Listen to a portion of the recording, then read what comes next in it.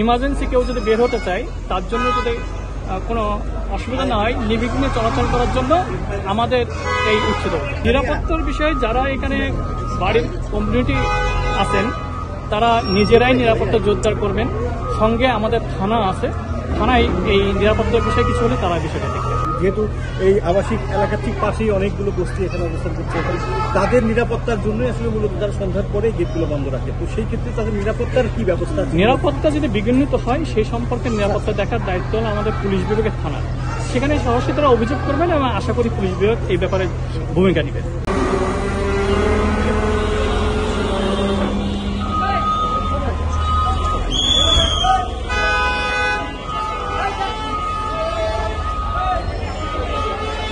দর্শক, আপনাদেরকে যেমনটি দেখাচ্ছিলাম রূপনগর আবাসিক এলাকায় বিভিন্ন গেটগুলো যেগুলো রয়েছেন সেই গেটগুলো ঢাকা উত্তর সিটি কর্পোরেশনের পক্ষ থেকে ভেঙে ফেলা হচ্ছে। আমরা যেমনটি আপনাদেরকে সরাসরি দেখাচ্ছিলাম।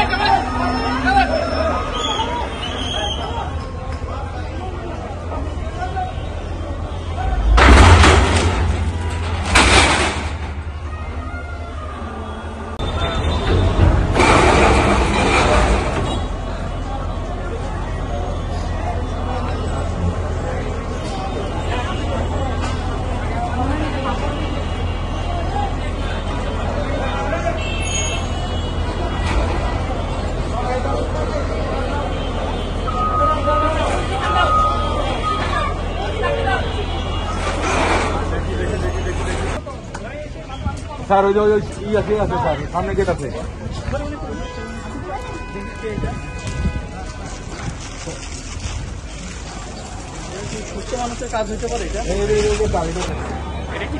আপনি তো যাচ্ছেন এটা মানুষের যাওয়ার জন্য আপনি একটা বাস দিয়ে দিচ্ছেন, যদি দিয়েছে আবার ওর ভিতরে দোকান করেন আমার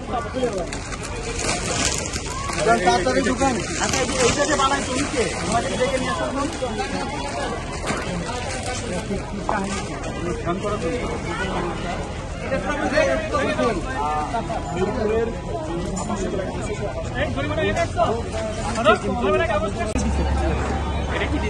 আপনি তো যাচ্ছেন এটা মানুষের যাওয়ার জন্য আপনি একটা বাস দিয়ে দিচ্ছেন, যদি দিয়েছে আবার ওর ভিতরে দোকান করেন আমার তাড়াতাড়ি দোকান এইটাকে বানাই তুমিকে আমাদের দেখে নিয়ে আসুন।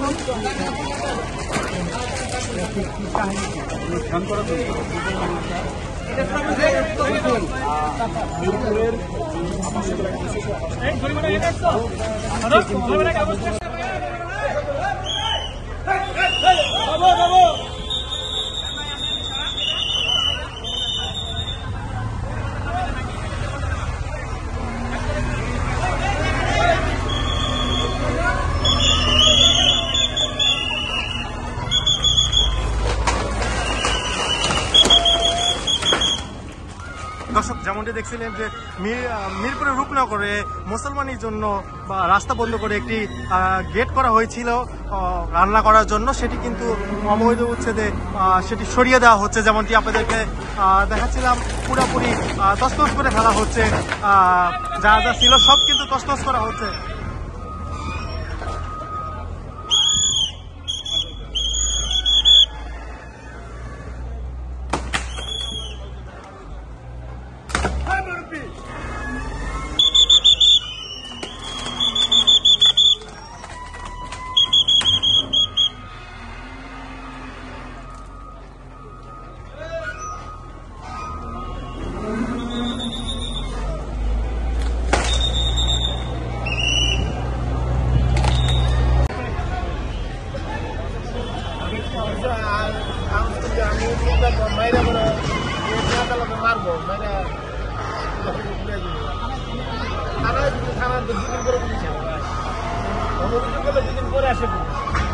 নির্বাচনের পরে ভালো ছিল যে একটা পুলিশ আসে, পুলিশ এখান থেকে এখানে মারামারি ভুল করলে পুলিশ এখানে ঢুকতে চায়, এটা সার্বিক অবস্থা।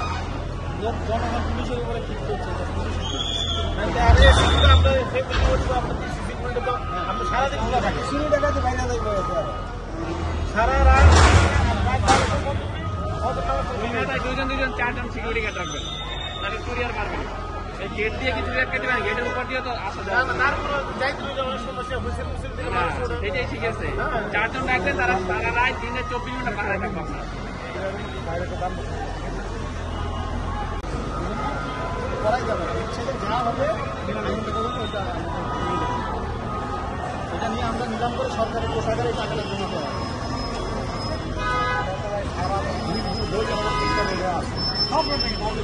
আমাদের কাছে